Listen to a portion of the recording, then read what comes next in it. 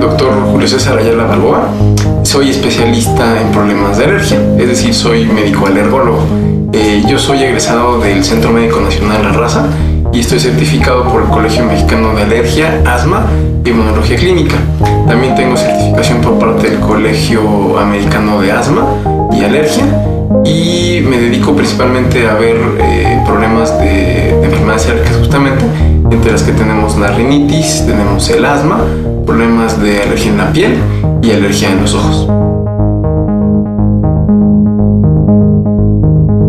Alergia es un término común que utilizamos para denominar a un grupo de enfermedades que se caracterizan por una respuesta anormal del organismo ante sustancias externas que normalmente no producen ninguna reacción. El término proviene del griego que significa energía alterada. Son dos raíces, alos, que es alteración, y ergos, que es energía. Entonces, al juntarlos, eso es lo que nos da. Y es un término que refleja bastante bien la naturaleza de la enfermedad, que básicamente también se caracteriza por tres situaciones importantes. Primero, es un problema de tipo genético. Los problemas de alergia son cuadros familiares que se van presentando en diferentes generaciones. Por otro lado, tienden a ser problemas crónicos, es decir, que llevan más o menos un periodo de entre 3 y 5 años para poderse desarrollar plenamente, pero previamente existen varias manifestaciones de menor intensidad que nos llevan poco a poco hacia un cuadro más agresivo. Por ejemplo, si una persona tiene alergia a algún animal, alérgica al polvo o alérgica a algún alimento, más o menos se lleva entre 3 y 5 años para empezar con los síntomas y desarrollarlos de forma importante en el transcurso del tiempo. Y la otra característica importante de la alergia es que viene como producto de una alteración celular en lo que se llaman los linfocitos T. Estas son células de defensa que normalmente en el caso de una persona normal están básicamente diseñadas para responder contra parásitos. En el caso de los pacientes alérgicos estamos hablando de una superproducción de una inmunoglobulina que se llama IgE, y esta nos va a llevar a la producción de otras sustancias que generan cuadros de alergia. Estos, dependiendo de dónde se generen, les damos el nombre y esto cambia en forma particular para cada órgano en especial. Por ejemplo, si tenemos problemas de nariz, estamos hablando de rinitis alérgica. Si tenemos problemas de asma, estamos hablando de alergia en los bronquios. Si tenemos alergia en la piel, hablamos de dermatitis atópica o de urticaria. Si tenemos alergia en los ojos, hablamos de conjuntivitis alérgica. Y si hablamos de alergia a nivel de aparato digestivo, tenemos lo que es la alergia intestinal o alergia a los alimentos y el síndrome de alergia oral.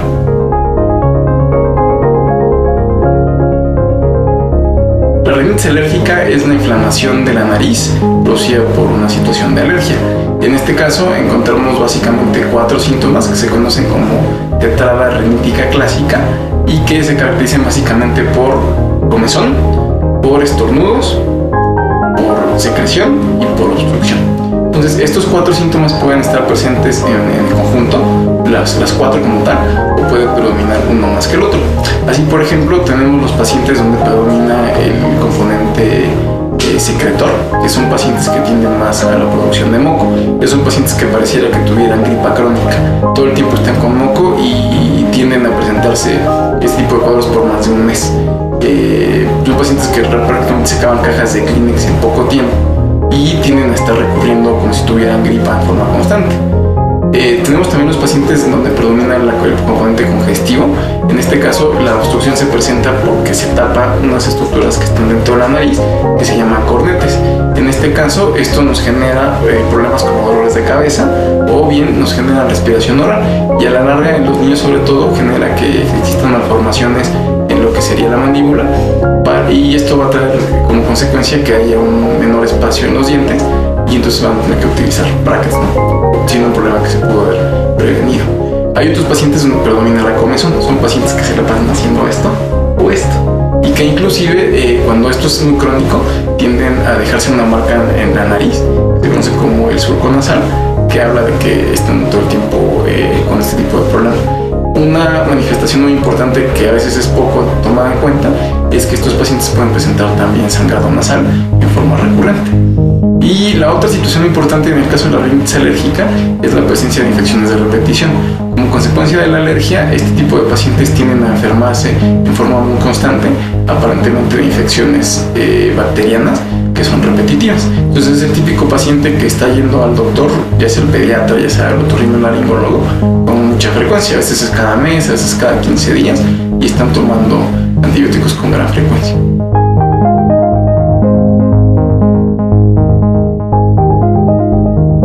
El asma es la inflamación de los bronquios producida por un problema de tipo alérgico.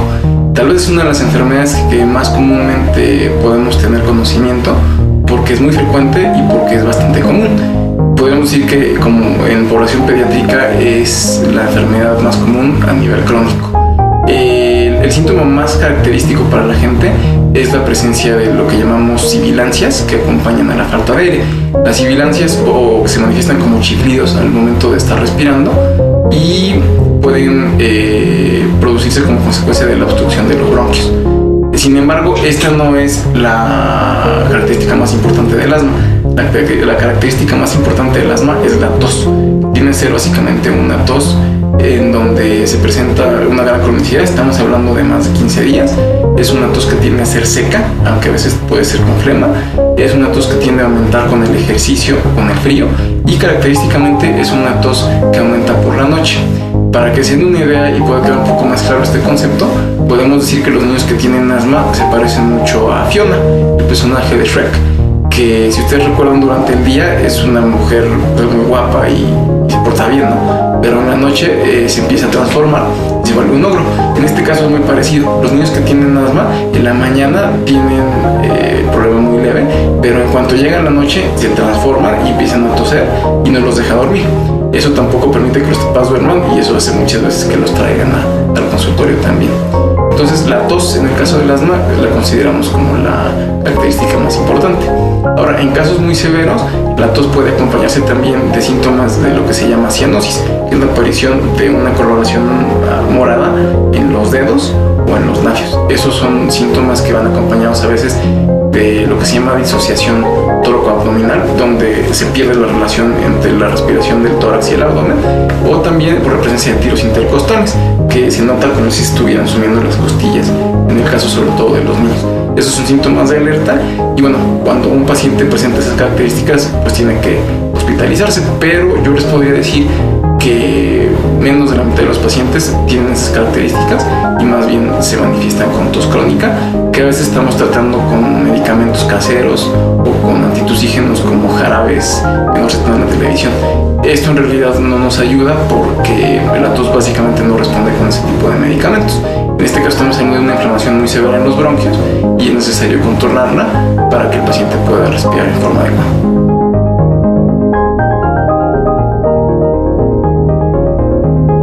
La alergia en la piel puede manifestarse de dos formas diferentes. La primera de ellas se conoce como dermatitis atópica o también como neurodermatitis, y la segunda es la urticaria y el angioedema. En el caso de la dermatitis atópica hablamos de una enfermedad crónica que tiende a presentarse de los primeros meses de vida.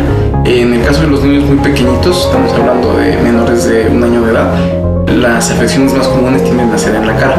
Estas partes, los cachetes, tienden a ser muy rojitos y tienden generalmente a quedarse como rasposos en forma crónica.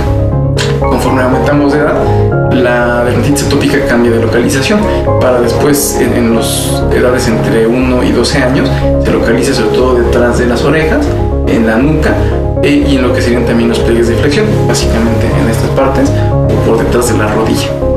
Este es un problema que tiende mucho a relacionarse con el consumo de ciertos alimentos como el huevo, como el chocolate, como la leche.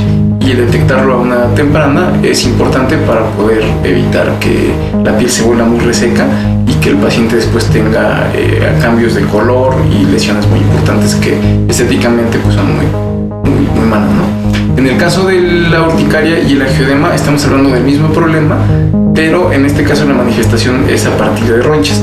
La urticaria es la presencia de ronchas básicamente en cualquier parte del cuerpo, y el angioedema es la misma reacción, pero solamente en lo que son los labios y en lo que son los párpados, porque en este caso tanto los párpados como los labios tienen un poco más de grasa que el resto del organismo. Entonces aquí no hay roncha, aquí lo que pasa es que tienden a hincharse como si hubieran sido golpeados por un boxeador o como si se hubieran puesto un platicabia muy intenso.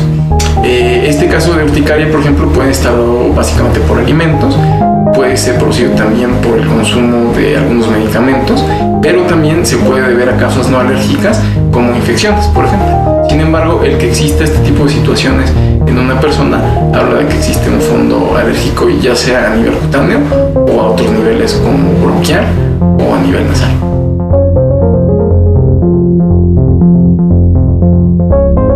Las sustancias que producen alergia se conocen como alergenos y básicamente tienen dos características importantes. La primera de ellas es que son sustancias de muy bajo peso molecular y la segunda es que precisamente por esta situación son capaces de inducir la producción de un anticuerpo que se llama inmunoglobulina E y que es el responsable de todos los síntomas de alergia que vienen en forma secundaria. Básicamente los alergenos son los que producen este tipo de problemas y es fácil identificarlos. Siempre que hablamos de alergia tenemos que hablar de un agente causal. Entonces no podemos hablar de que exista alergia al frío, no podemos hablar de que exista alergia a los cambios de temperatura, tampoco podemos hablar de que exista alergia a los solventes o a irritantes químicos, porque estas sustancias no poseen las características que habíamos mencionado antes. Por lo tanto, cuando sospechamos de un problema alérgico, es indispensable encontrar la causa para poder prevenirlo y para poder tratarlo de la manera más adecuada. Los problemas de alergia se diagnostican básicamente cuando nosotros detectamos la causa que está produciendo el problema, independientemente que sea en la nariz, que sea en los bronquios o que sea en la piel. Existen actualmente dos tipos de estudios que nos pueden ayudar para esta finalidad. El primero de ellos se llama RAST. Este estudio es un estudio donde se toma una muestra de sangre, el paciente se toma el tubo de ensayo, se pone a correr en una maquinita donde se busca la presencia de la proteína para la sustancia en particular. Este estudio es muy caro y es un estudio que no en todos los casos funciona bien. Hasta un 30-40% de los casos pueden ser negativos aunque el paciente tenga sintomatología. El otro estudio que existe se llama Prick Test. Ese es un estudio donde el fundamento es muy similar, pero en este caso lo que se hace es aplicar las sustancias directamente en la piel. Para eso se utiliza la piel del antebrazo o la piel de la espalda, dependiendo de la edad del paciente. Actualmente ya existen métodos muy novedosos y que garantizan que el paciente no va a ser lastimado, y sobre todo la seguridad de la prueba, donde se puede utilizar varias sustancias, incluyendo alimentos, incluyendo plantas, incluyendo animales, incluyendo hongos y pólenes que van a ayudarnos a diagnosticar el problema. Entonces, este tipo de estudio es el más recomendable y es el que realizamos los médicos alergólogos con el fin de poder encontrar la causa que está generando la situación.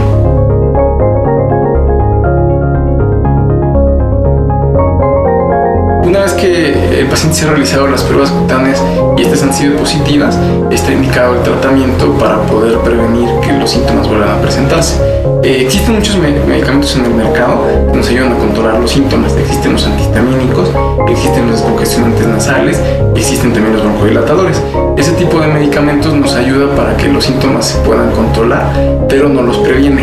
El único tratamiento que existe actualmente preventivo se llama inmunoterapia o también se conoce como vacunas. La inmunoterapia es el único tratamiento que permite la prevención de los problemas de alergia, porque una vez que tenemos la prueba que se genera en forma personal una vacuna que contiene cantidades pequeñitas de la sustancia a la que se fue alérgico, progresivamente se va incrementando. Este es un tratamiento que dura más o menos 2 años, aunque los resultados tienen que ver prácticamente desde el primero o segundo mes de tratamiento. Y existen dos modalidades de aplicación: la aplicación por vía subcutánea, que se pone en el brazo utilizando jeringas de insulina, y la aplicación sublingual, que es la técnica más moderna, que incluso está recomendada a partir de los 2 años de edad. En este caso, el paciente tiene el frasquito en forma de gotero, se pone debajo de la lengua y es una administración mucho más sencilla. En ambos casos, el tratamiento es indispensable para poder erradicar el problema, y con ello además vamos a notar que disminuyen los síntomas, pero también disminuye el consumo de los medicamentos.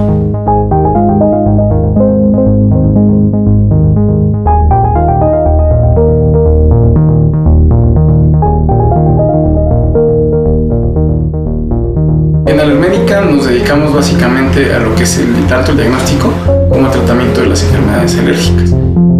realizamos pruebas cutáneas para identificar la causa de la alergia y damos un tratamiento especializado y seguro para su manejo. Nosotros básicamente utilizamos lo que se llama inmunoterapia sublingual, que es la aplicación de vacunas en forma de gotitas que están indicadas prácticamente desde el año y medio de edad. El poder diagnosticar una enfermedad alérgica a una edad temprana es muy importante porque podemos evitar que exista la progresión a otros síntomas más severos. Por eso, si tú tienes alguna enfermedad que pudieras pensar que es alérgica, que es crónica, que no se ha tratado bien a pesar de utilizar medicamentos o que está siendo muy recurrente, tómala en cuenta y considéralo como una opción para poder pedir a tu médico que te envíe con nosotros o personalmente acudir para que te realicemos las pruebas de alergia.